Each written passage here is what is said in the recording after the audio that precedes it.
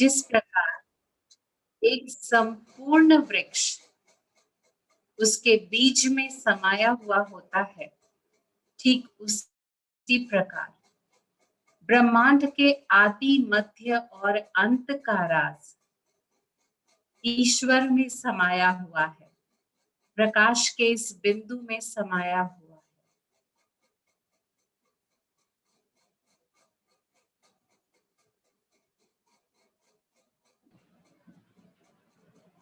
कहते हैं कल्प वृक्ष इच्छा पूर्ति करने वाला वृक्ष है, लेकिन वो वृक्ष हमारी कौन सी इच्छाएं पूरी करता है? वो कौन सा ज्ञान है जो इस वृक्ष के बीच में समाया हुआ है? आज के इस अध्याय में हम यही समझने जा रहे हैं। तो चलिए दीदी का स्वागत करते हैं। दीदी, आपका हार्दिक अभिनंदन है आज के सेशन में। हमें इस सुंदर अध्याय की तरफ आगे ले चलें। ओम शांति। ओम शांति। कल हम सब ने जो अध्याय किया वो था कर्मों की गहन गति, कि हम कैसे कर्म करते हैं और उस कर्म का फल हम सभी को फिर चुकाना ही है। यानी जैसा हम मनुष्य आत्माएं कर्म रूपी बीज, संकल्प रूपी बीज बोते हैं, उस अनुसार ही हम उस संकल्प की जैसे जैसे पालना करते हैं और वो संकल्प रूपी जो बीज है फलता जाता है, तो फिर हमें उस फल का कर्म रूप संकल्प रूपी बीज का फल भी हमें ही मिलता है। तो संकल्प के बारे में भी हमने सुना, कर्मों के विषय में भी हमने सुना। आप सभी को आवाज क्लियर हो रही है? आवाज क्लियर है? क्योंकि थोड़ा सा आज नेटवर्क का इशू लग रहा है। अभी तो टचवुड ठीक है, लेकिन बीच बीच में थोड़ा सा नेटवर्क का कारण बन सकता है या बन भी रहा है थोड़ा सा बीच में। तो कल हमने कर्मों के विषय में सुना। थैंक यू, आवाज आ रही है आप सभी को। तो उसमें हमने कल ये सुना कि कैसे हम मनुष्य आत्माएं 84 लाख योनियां धारण नहीं करती हैं, 84 हम जन्म लेते हैं, और वो जो हमारे 84 जन्म हैं, अभी तक हम यही सुनते आए, हम मनुष्य आत्माएं कई पशु पक्षी योनियां क्रॉस करने के बाद हमें ये जीवन मिला। लेकिन कल के विषय से आप सभी को ये क्लियर हो गया होगा या अभी नहीं भी हुआ होगा, लेकिन आपको ये खुशखबरी तो मिल गई कि हाँ, हम मनुष्य आत्माएं जैसा कर्म करते हैं वैसा हमें कर्मों का फल मिलता है। तो जैसा हम मनुष्य आत्माएं 84 जन्म लेने वाली हैं, और जैसे जैसे हम आत्माएं 84 जन्म लेती हैं, हम आत्माओं का उत्थान है, हम आत्माएं सतो प्रधान हैं, गोल्डन एज हमारी स्थिति है। तो ये भारत भी गोल्डन एज स्थिति में है, ये भारत भी सतो प्रधान है, ये भारत भी सिरताज है। लेकिन जैसे जैसे हम आत्माएं स्टेप बाय स्टेप नीचे आते गए, वैसे वैसे वैसे ये भारत का भी पतन होने लग गया। लेकिन संगम युग पर परमात्मा आकर के हमें फिर से चढ़ती कला में लेकर के जाते हैं। तो ये वास्तव में समय का महत्व है। ये समय चल रहा है, बहुत ऑस्पिशियस टाइम है, ऐसा वैल्यूबल टाइम है, हीरे तुल्य समय है। इस हीरे तुल्य समय में हमें स्वयं को परिवर्तन करना है और अपने कर्मों को परिवर्तन करके हमें श्रेष्ठ कर्मों की कमाई जमा करनी है। कई बार लोगों का प्रश्न होता है, हम तो सबके साथ बहुत अच्छा करते हैं, लेकिन सामने वाला हमारे साथ अच्छा नहीं करता, और जब सामने वाला हमारे साथ अच्छा नहीं करता तो हम भी फिर उसके साथ वैसा ही करने लग जाते हैं जैसा सामने वाला कर रहा है। क्यों? क्योंकि हम किसी भी कर्म को जब हम करते हैं तो सिर्फ उसका एक ही फेस देखते हैं, एक ही पहलू देखते हैं। हम ये भूल जाते हैं कि जो हम कर्म कर रहे हैं उस कर्म का हमारे वर्तमान और भूतकाल और भविष्य में क्या प्रभाव पड़ने वाला है। यदि हम कर्म के तीनों ही काल को समझ करके कर्म करेंगे तो फिर कोई भी मनुष्य पाप कर्म नहीं कर सकता। लेकिन कर्म करते हुए हम ये भूल जाते हैं कि हमारे उस कर्म का फल क्या होने वाला है। आप जेल में जो व्यक्ति होते हैं उनसे कभी पूछिए कि आपने ऐसा क्या क्यों किया जिसके कारण आप जेल में हैं। तो जब वो जेल में हैं, अब उनके पास समय है सोचने का, तब वो सोचते हैं कि सेकंड भर का गुस्सा था, उस सेकंड भर के गुस्से को हम बर्दाश्त नहीं कर सके और हमने गुस्से में या तो किसी का कत्ल कर दिया या किसी को हमने कुछ गलत कह दिया जिसके कारण आज हम यहाँ हैं। बस वो एक सेकंड में के गुस्से को यदि हम सहन कर लेते, कंट्रोल कर लेते तो आज ये परिस्थिति नहीं होती।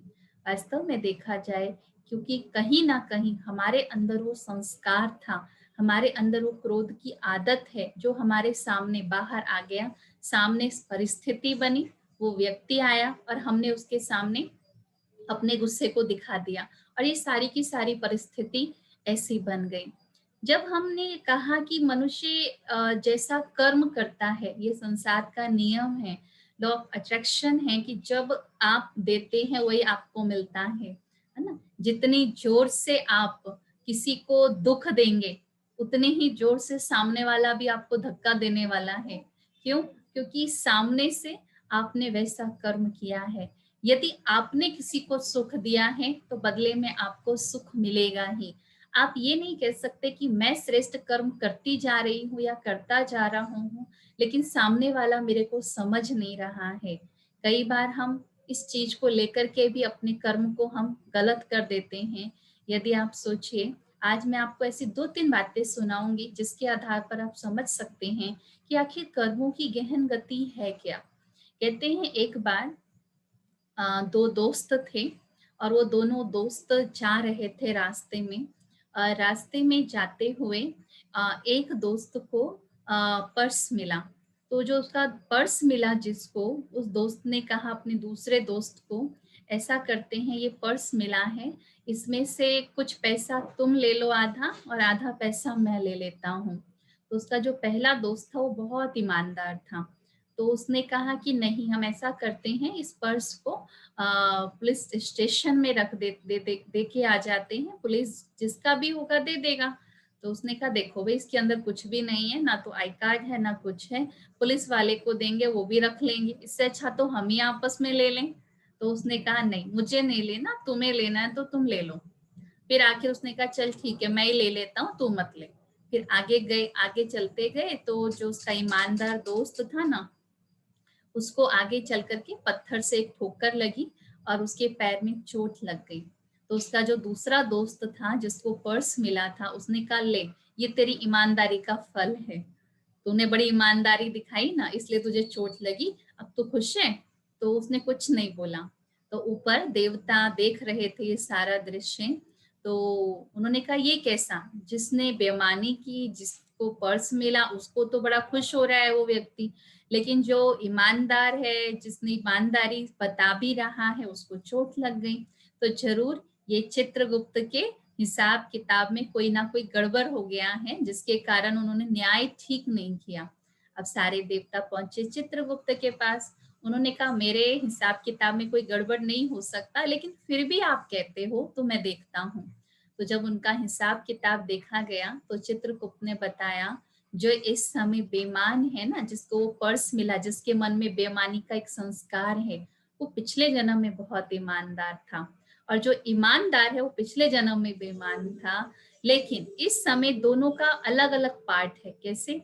जो पिछले जन्म में बहुत ईमानदार था, उसने बहुत ईमानदारी से अपने सारे काम किए, लेकिन उसने दूसरों को देख करके कि मैं इतनी ईमानदारी से काम कर रहा हूँ लेकिन मेरी ईमानदारी का, मेरी सत्यता का कोई फल मुझे नहीं मिल रहा है, इसलिए उसने अपनी ईमानदारी का रास्ता छोड़ करके बेईमानी के रास्ते को अपना लिया। जिस ईमानदारी के रास्ते को उसने जीवन भर अपनाया, उसका फल भगवान उसको थोड़े समय बाद दे ही देते, लेकिन जैसे ही फल देने का समय आया, उसने अपनी ईमानदारी का रास्ता छोड़ करके उस बेईमानी के रास्ते को पकड़ लिया। तो जीवन भर की जो उसकी ईमानदारी थी ना, उसका फल जो उसे मिलने वाला था उस जीवन में, वो आते आते इस जीवन में उसको एक बटुए के रूप में मिला। दूसरा, जो पिछले जन्म में बहुत बेईमान था, बहुत ऐसे गलत काम किए थे जिसके कारण उसे सजा भी हुई, उसको सजा भी मिलने वाली थी जेल में, लेकिन उसके अच्छे व्यवहार के कारण उसने अपने जीवन को परिवर्तन किया और लास्ट में आते आते उसने अपने जीवन को ईमानदारी से जिया और बहुत लोगों को सहयोग दिया। तो जो पिछले जन्म में उसको जो सजा मिलने वाली थी ना उस बेईमानी का, उसका बेईमानी का दंड उसे इस जन्म में सिर्फ एक छोटे से चोट के रूप में मिली। तो कहने का भाव क्या है कि जब हम वर्तमान समय कोई कर्म करते हैं तो हम यही कहते हैं, देखो दुनिया में जो लोग गलत काम कर रहे हैं ना, वो तो देखो कितने सुख आनंद से रह रहे हैं, लेकिन आज तो सत्य के अनुसार जो चल रहा है, जो ईमानदारी से कर रहा है, उसके साथ तो हमेशा गलत होता है। ये कभी भी नहीं हो सकता। वर्तमान समय उसको जरूर आपको दिख रहा है कि भाई वो गलत काम करते हुए भी उसको अच्छा मिल रहा है, लेकिन वो उसके पिछले जन्मों के हिसाब का फल उसे भले इस जन्म में मिल रहा है, लेकिन वर्तमान समय के कर्मों का जो उसका खाता बन रहा है, आप सोच सकते हैं भविष्य में उसका क्या फल मिलने वाला है। इसलिए हम दूसरे के रोल को देख करके अपने रोल को कभी भी चेंज ना करें। दूसरी बात, जैसे हमने कहा, जैसे हम किसी को कोई चीज देते हैं तो वो चीज हमारे पास रिटर्न होकर के जरूर आती है। कहते हैं दो भाई थे और दोनों भाई बहुत प्यार स्नेह से रह रहे थे। उसमें जो बड़ा भाई था उसका विवाह हो गया, उसकी फैमिली हो गई, पत्नी आ गई घर में, लेकिन थोड़े समय बाद जो छोटा भाई था ना वो बहुत बीमार होने लग गया, और बीमार हुआ तो उसके ऊपर काफी पैसा भी लग रहा है, कई तरह के इलाज भी हो रहे हैं, लेकिन वो ठीक नहीं हो पा रहा है। तो जो उसकी पत्नी थी बड़े भाई की, उसने कहा देखो भाई बहुत पैसा लग रहा है और हम नहीं कर सकते, इसलिए ऐसा करो, इसको किसी वैद्य से हम विष दिलवा देते हैं, जहर दिलवा देते हैं और इसकी मृत्यु हो जाएगी और हम भी निपट जाएंगे।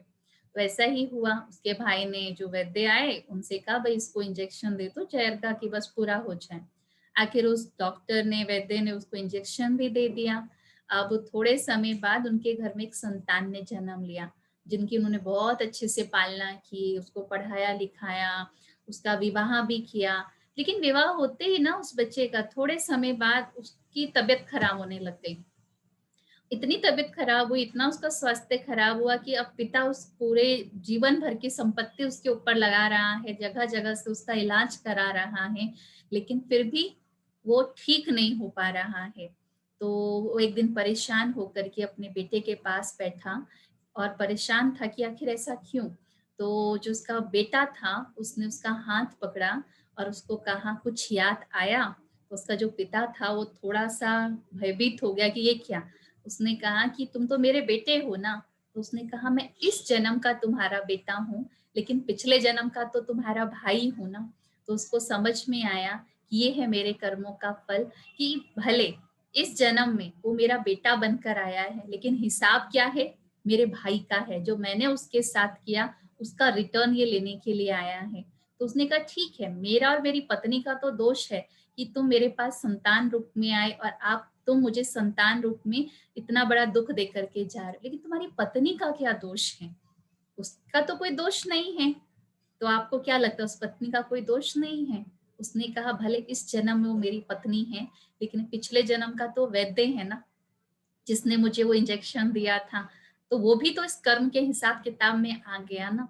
तो इस संसार में हम सब एक दूसरे से जो मिले हैं ना, संबंध संपर्क में आए हैं, वो ऐसे नहीं मिले हैं। हम सब अपने कर्मों के अनुसार मिले हैं। कर्मों के हिसाब किताब के अनुसार हमें ये परिवार मिला, ऐसे बच्चे मिले, ऐसा पति मिला, ऐसा परिवार मिला। तो हम अपने कर्मों के अनुसार आए हैं, जहां पर हमें लेन देन करना है। बिना लेन देन के हम नहीं मिले हैं एक दूसरे से।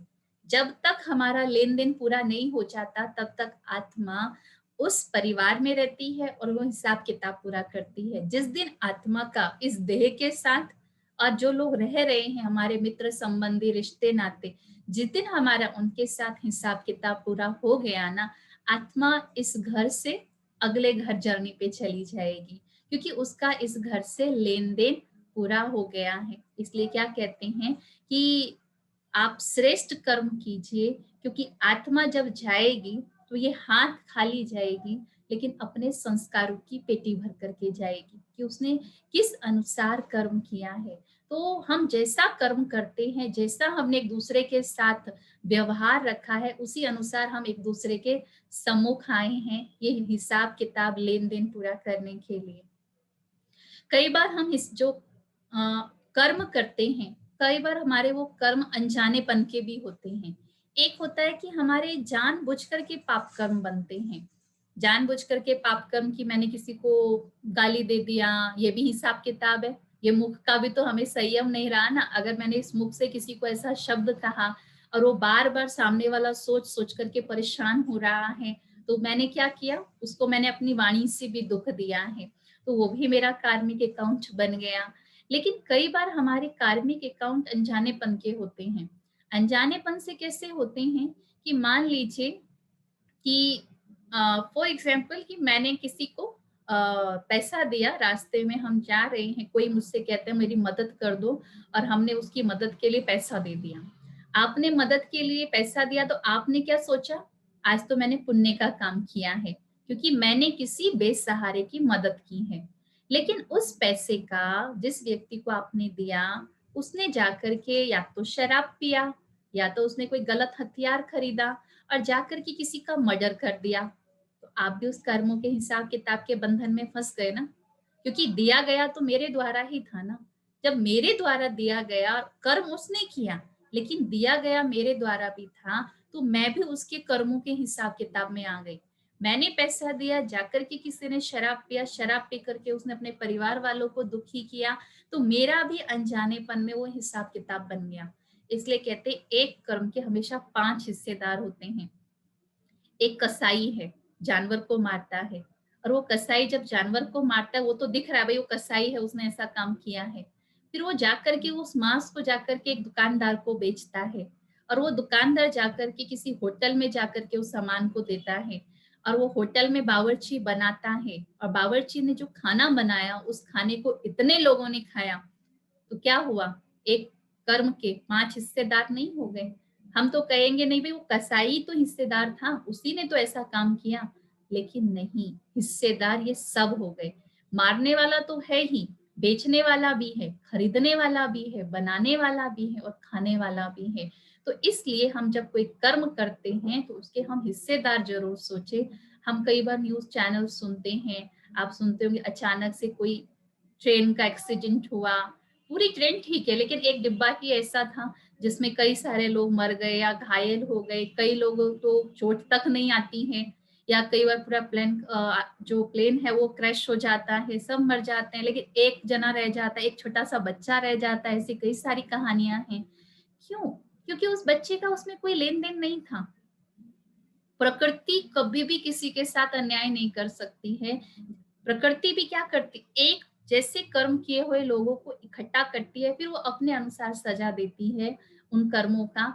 लेकिन यदि किसी का उसमें कोई दोष नहीं है, प्रकृति उसको खतरे में भी, कितना भी खतरा हो उसमें से भी वो एक साइड निकाल देगी। इसे कहते हैं कर्मों का फल। इसलिए कर्म करते हुए सदा ये सोचिए कि हम कर्म कर रहे हैं तो हमें परमात्मा देख रहा है। पहले लोग क्या कहते थे, भाई परिवार वाला हूँ, समाज में रहने वाला हूँ, तो ईमानदारी की जिंदगी जीनी है मुझे। लेकिन आज के दौर में परिभाषा बदल गई है। क्या कहते हैं, समाज में अपना रेपुटेशन दिखाना है, बच्चों को अच्छी पालना देनी है, तो थोड़ा तो बेईमानी करनी पड़ेगी ना। पहले लोग कहते थे कर्म कर रहे हैं तो कम से कम भगवान का डर रखो, भगवान देख रहा है। लेकिन आजकल तो वो डर भी नहीं है। आजकल हाँ छोटा सा एक डर है सीसीटीवी का, यदि कहीं पर सीसीटीवी लगा हुआ है तो थोड़ा सा सतर्क हो जाते हैं। लेकिन भगवान का इतना बड़ा सीसीटीवी लगा हुआ है जिसमें हम पूरे के पूरे आ रहे हैं कि हम क्या कर रहे हैं, हमने किसके साथ कैसा व्यवहार किया, हम उसका अटेंशन नहीं देते हैं। यदि हम कर्म करते हुए ये ध्यान रखें कि ये सृष्टि नाटक है और इस नाटक में हम सबकी शूटिंग पीरियड चल रहा है, हम सबका एपिसोड बन रहा है, तो क्या हम अपने कर्मों के ऊपर ध्यान नहीं देंगे? देंगे ना अपने कर्मों के ऊपर ध्यान। तो हमारा वो कर्म हमको दुख नहीं दे सकता है, हमारा कर्म हमें ही सुख देगा। लेकिन यदि कभी हमें दुख मिलता है तो आप ये जरूर सोचिए, किसी भी कर्म से मैं दुखी हूँ, मेरा मन विचलित है, यानी मैंने कोई ऐसा कोई कर्म किया है जिसके कारण मेरा मन विचलित है, या मैंने कभी किसी को कोई हर्ट किया है जिसके कारण वो मुझे ऐसा बोल करके गया है। लेकिन आप ये सोचिए कि अभी हमारे को कार्मिक अकाउंट बनाना नहीं है, फिनिश करना है। अभी इतना समय नहीं है। सृष्टि चक्र में आप सबने सुना कि हमारा ये अंतिम जन्म है, संगम युग का ये हमारा 84वां अंतिम जन्म है। इस अंतिम जन्म में अपने कार्मिक अकाउंट को कंप्लीट करना है, क्लियर करना है, एक दो से मिलजुल करके रहना। यदि हमने किसी को दुख दिया है तो हाथ जोड़ करके मन ही मन में क्षमा मांग लीजिए कि हे आत्मन, यदि मुझसे कोई ऐसा पाप कर्म हुआ है, यदि मैंने आपको कभी कोई दुख दिया है तो मुझे क्षमा करना। आज से मेरा और आपका कर्मों का जो हिसाब किताब है वो क्लियर हो गया कि आगे हम कभी मिले तो अपने कर्मों के हिसाब किताब के अनुसार मिलेंगे, तो श्रेष्ठ कर्मों के हिसाब से मिले, बुरे कर्मों के हिसाब से नहीं मिले। आज का हमारा जो अध्याय है वो है सृष्टि रूपी कल्प वृक्ष कि इस संसार की जो तुलना है एक वृक्ष से की गई है। एक वृक्ष से इस वृक्ष की तुलना की गई है कि जैसे कहा जाता है कि कई लोग कहते हैं ये संसार मिथ्या है, ये संसार स्वप्न मात्र है। लेकिन संसार की स्थिति को देख करके, संसार में होने वाली घटनाओं को देख करके नहीं लगता कि ये संसार एक मिथ्या है, ये संसार एक स्वप्न है। इस संसार का एक निश्चित इतिहास है, भूगोल है। जैसे हम इतिहास पढ़ते हैं, भूगोल पढ़ते हैं, जो हुआ है हम वो चीजें पढ़ते हैं, उसी अनुसार इस संसार को भी एक कल्प वृक्ष के रूप में दिखाया गया है। ये कल्प वृक्ष क्यों है? इसको वंश वृक्ष भी कहा जाता है, लेकिन इसको वृक्ष क्यों कहा गया है? क्योंकि कोई जो वृक्ष होता है, जब कोई बीज डालते हैं, धरती में बीज डालते हैं, तो बीज से सबसे पहले एक पौधा निकलता है और वो पौधा एक वृक्ष का रूप लेता है। तो उसमें तना भी होता है और उसकी अनेक ब्रांचेस भी होती हैं, उप शाखाएं उप शाखाएं भी होती हैं। उसी अनुसार सामने जो वृक्ष दिखाया गया है ये संसार का वृक्ष है। दूसरी बात, इस संसार का जो वृक्ष है, इसका जो बीज है ना, यदि कोई बीज ना हो और बीज ना डलें तो पौधा कहाँ से निकलेगा? उसी अनुसार इस संसार का जो बीज है वो स्वयं निराकार परमपिता परमात्मा है, जो चैतन्य है। और चैतन्य होने के कारण परमात्मा आकर के हमें ये सृष्टि रूपी कल्प वृक्ष के विषय में सारी बात बताते हैं। दूसरी बात, इस वृक्ष को उल्टा वृक्ष कहा गया है। सामने देखिए इस चित्र को यदि मैं उल्टा कर दूं तो उल्टा करने के बाद क्या होगा? इसकी जो जड़ें हैं ना वो ऊपर की तरफ हो गई हैं, तना नीचे की तरफ हो गया है और शाखाएं जो इसकी ब्रांचेस हैं वो भी नीचे की तरफ हो गई हैं। क्यों? क्योंकि हम और जो दुनिया में बीज बोते हैं वो धरती में बोते हैं और उसकी ग्रोथ ऊपर की तरफ होती है। लेकिन ये जो संसार रूपी कल्प वृक्ष है इसको उल्टा इसलिए दिखाया गया है क्योंकि इसका जो बीज है ना वो स्वयं निराकार परमपिता परमात्मा परम धाम निवासी है। परम धाम ऊपर जो सूर्य चांद सितारों से भी पार है, परमात्मा परम धाम निवासी है। और हम सब मनुष्य आत्माएं इस साकार वतन में, इस कॉर्पोरियल वर्ल्ड में रहते हैं, जिसको कहते हैं साकार मनुष्य लोक। और परमात्मा परम धाम से इस सृष्टि पर अवतरित होते हैं हम मनुष्य आत्माओं को हमारी स्वयं की पहचान देने के लिए।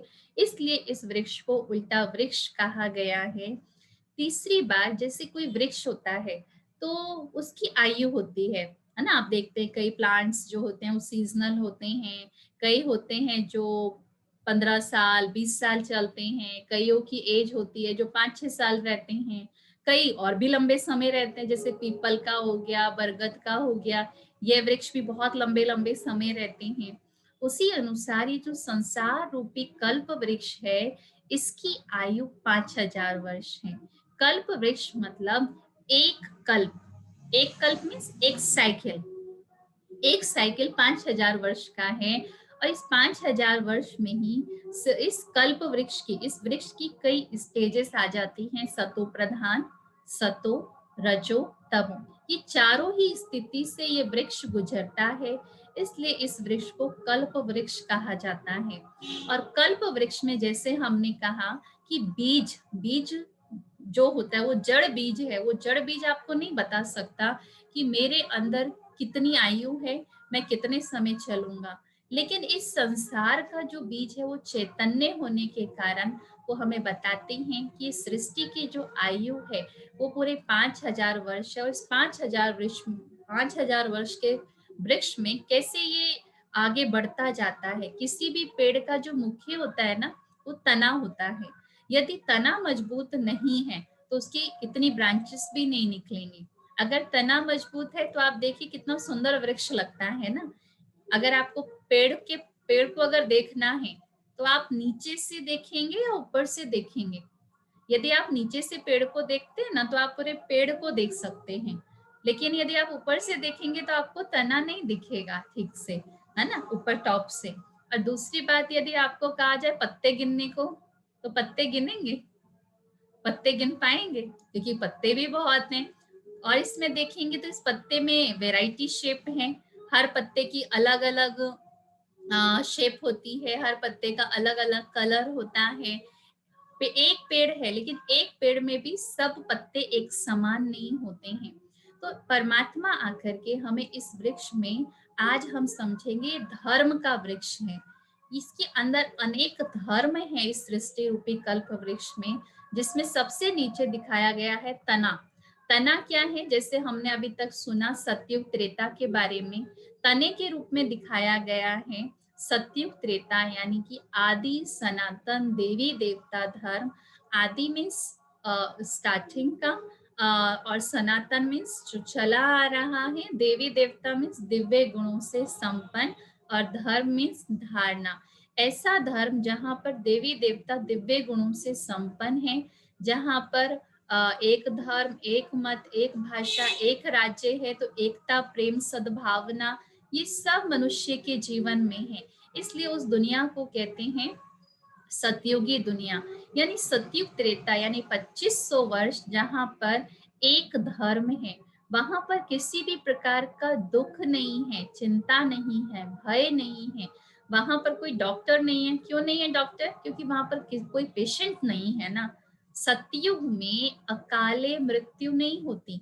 यहाँ तो अकाले मृत्यु में कभी भी कुछ हो जाता है, लेकिन सतयुग में मृत्यु शब्द नहीं है। वहां पर डिक्शनरी में है ही नहीं मृत्यु शब्द। मृत्यु अर्थात ये नहीं कि वहां पर शरीर नहीं छोड़ेंगे, लेकिन वहां पर ये कहेंगे कि आत्मा ने जैसे ही अपनी शारीरिक आयु पूरी की तो वो इस शरीर को छोड़ करके नया शरीर धारण कर लेगी। जैसे सर्प, सांप क्या करता है? अपनी पुरानी केचुली छोड़ता है और नई धारण कर लेता है।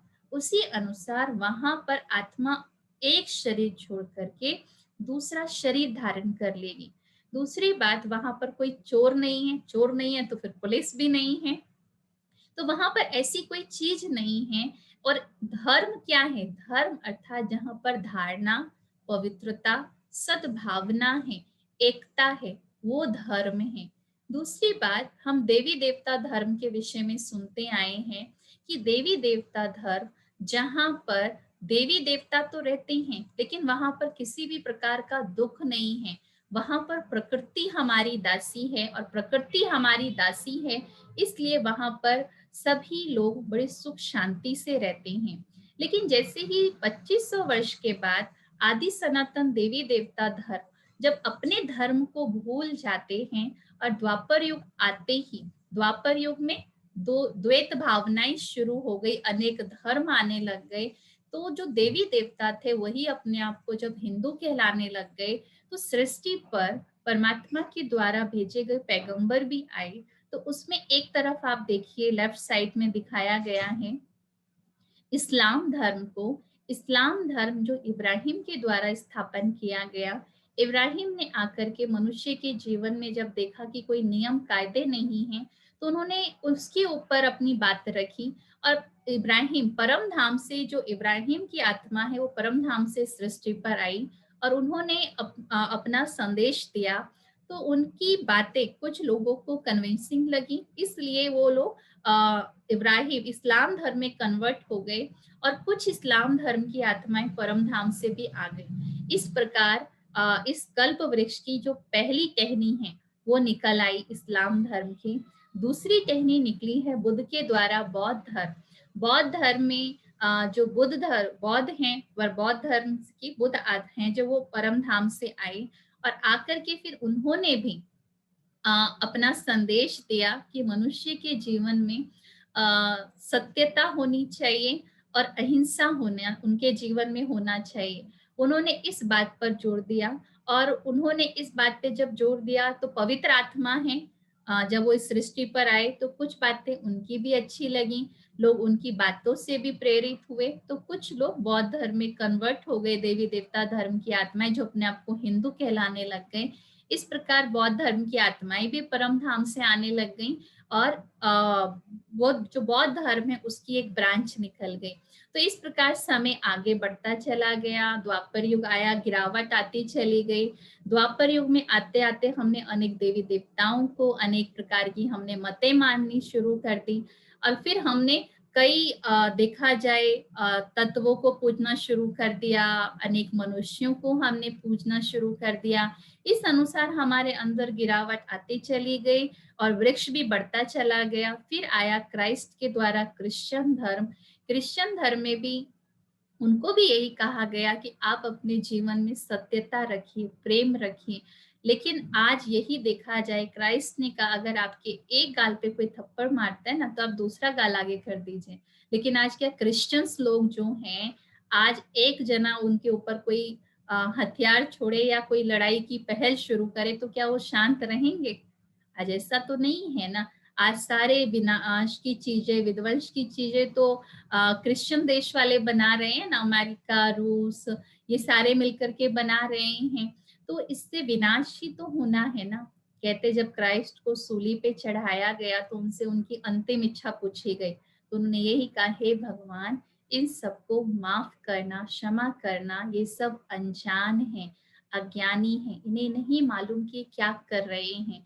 तो वास्तव में इस अनुसार जब उन्होंने ये अपने धर्म के स्थापना की तो कुछ आत्माएं परम धाम से क्रिश्चियन धर्म की भी आ गई और कुछ लोग क्रिश्चियन धर्म में भी कन्वर्ट हो गए। इस प्रकार जो